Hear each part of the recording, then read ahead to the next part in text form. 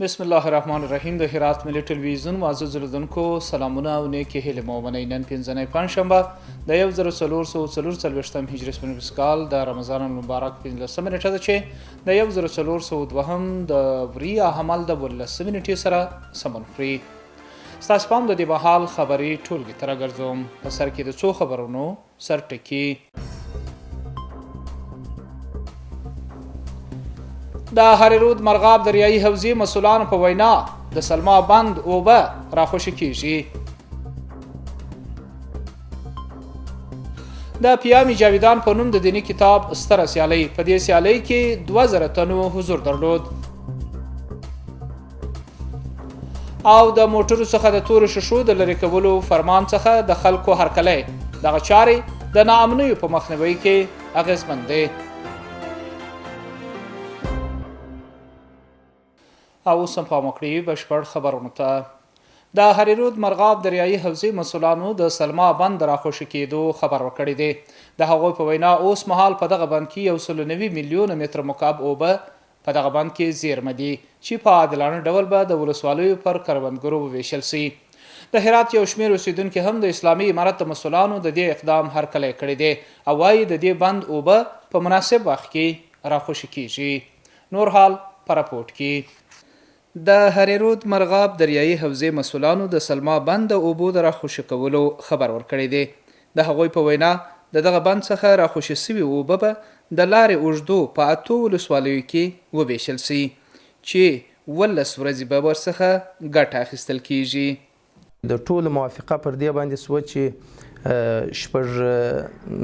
شپږ ورځې د پیشزرغون او د وبي او د چش ولسوالۍ ته نوبت ورکوي او دغه رقم په دویم پړاو کې و 15 ورځې د انجیل ګذري ولسوالۍ ته او په دریم پړاو کې بیا د زندجان او غوریانو کوسان ته بیا 15 ورځې هم هغه نوبت دی چې مجموع 12 ورځې دغه اوبه یله دي.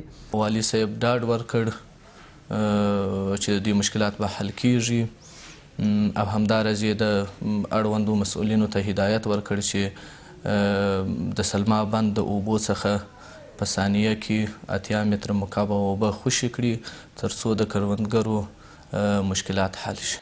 د بل لوري د هرات یو شمېر ولسوالیو کروندګر د اسلامي امارت د دې پریکړې هرکلی کوي چې دغه اوبه په مناسب وخت راخوشي کیږي او خلک د عادلانه ویش غوښتونکي دي.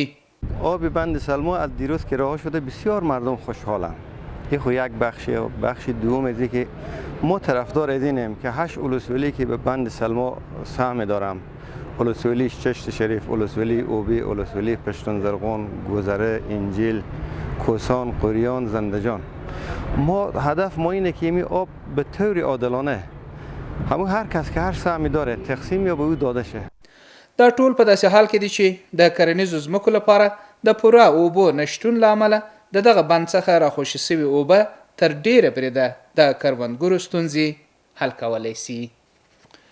د پیامي جاویدان په نوم د دینی کتاب ستره سیالۍ د 2000 تنو په حضور سره په هرات کې ترسره سوه. په دې سیالۍ کې په نظر کې د 100 تنو وتلو کسانو ته چې لوړې نمرې وړې وي سترې جایزې لکه د عمرې حج ورکول کیږي. د دې دینی پروګرام برخوالو د اسلامي امارت د دې کړنې هرکلی کړی دی او د داسې برنامو د دوام غوښتنه کوي. بیا هم راپورټ. د پیامي جاویدان کتاب په سیالۍ کې د 2000 تنو حضور. دغه پروګرام چې د هرات حج او وقاف ریاست د لوري پر لار اچول سوی په هغه کې به شاوخوا 100 تنو وتلو کسانو ته جایزې ورکړی سي. برنامه امروز ما است به خاطر مسابقه کتابی که چاپ شده به نام پیام جاویدان از طرف ریاست حج اوقاف. امروز آخرین روزیه که امروز مسابقه صورت میگیره انشاءالله و نمرات بالا جوایز در نظر گرفته شده.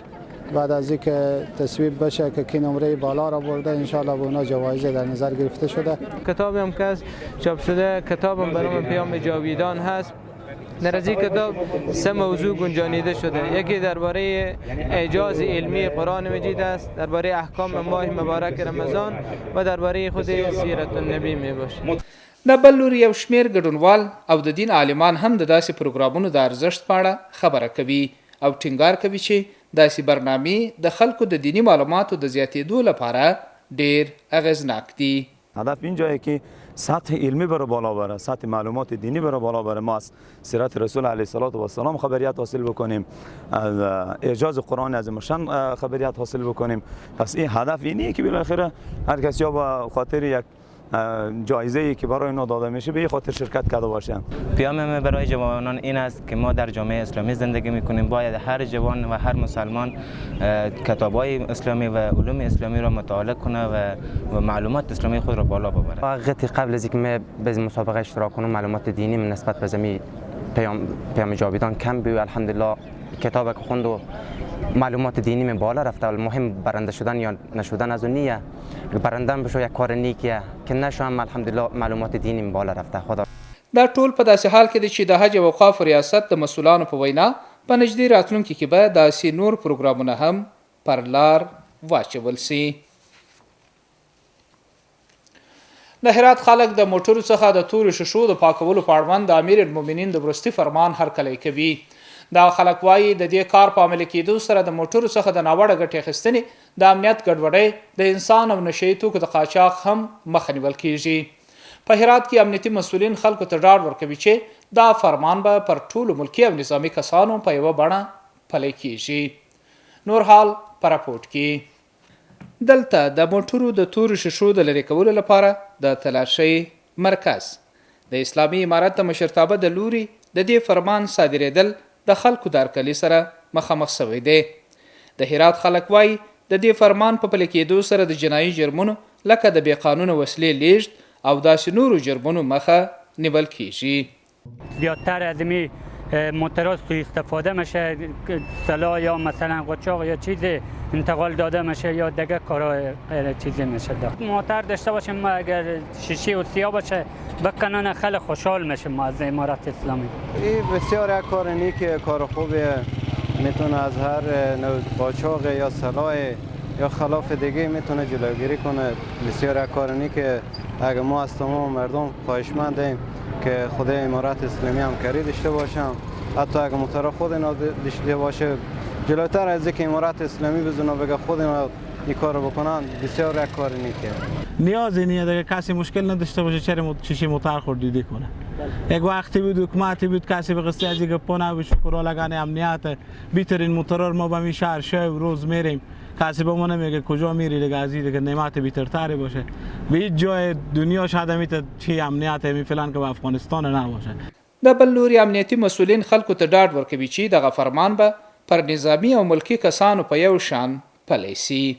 نن دغه فرمان اول موږ ټول پر مجاهدینو هر یو خپل پر ځان عملي کړی دی، لکه څنګه کومندانۍ او د کومندانۍ کمې فرعي څانګې چې دي هر مسؤل خپل په هغه کومه ځای کې چې دی وظیفه لري د اول دغه فرمان خپل پر ځان عملي کړی دی. دغه کم موټران چې د ګټه ځینې اخی دی اول خپل د موټران چې ورسپینې کړي دي او زموږ غوښتنه او هیله هم دغه د خلکو څخه چې د دې فرمان په عملي کولو کې دي زموږ سره پوره همکاري وکړي. انشاءالله دا زموږ د ټولنې په خیر کې ده، په خیر او صلاح کې ده انشاءالله. دې کې به بعضې د غلا او د فساد مشکلات وه، خو دغه هر څه چې موږ کوو د ولس په خاطر کوو.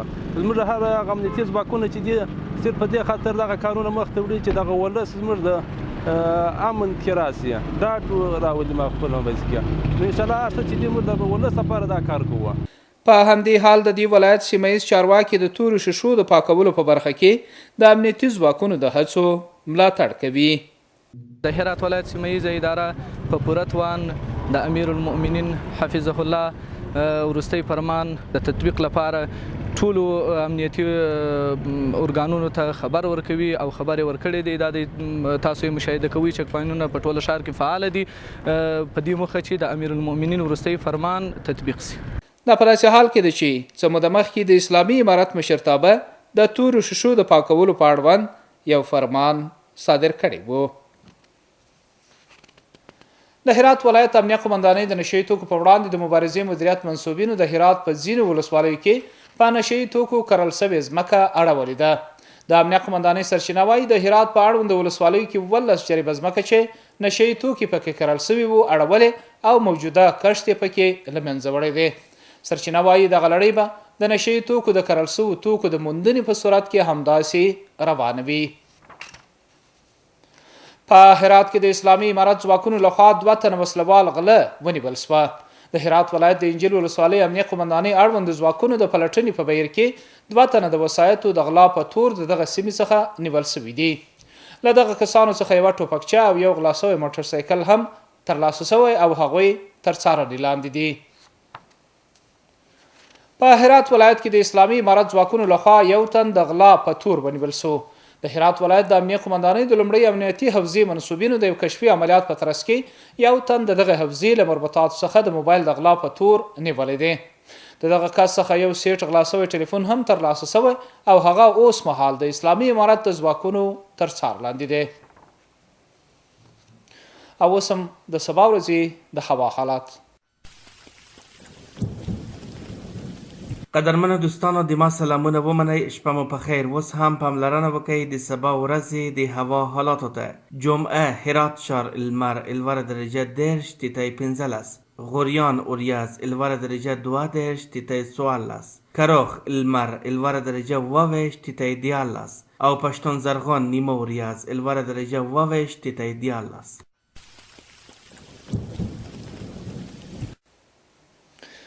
محترم لیدونکو دا وه خبرونه. اوس په پای کې یو ځل بیا د څو خبرونو سرټکي.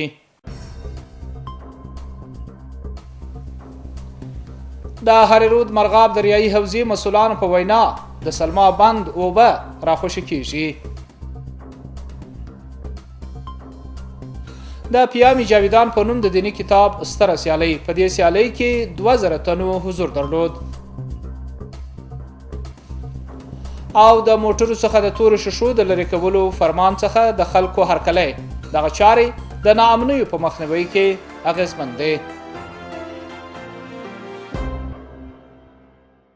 محترم لیدونکو دا وه د دې مهال خبرې ټولګه چې ستاسو قدرمنو حضور ته وړاندې شوه. تر بیا مو په لوی او مهربان خدای سپارم. هر چیرې چې اوسئ، طاعت او عبادت مو د لوی الله په دربار قبول.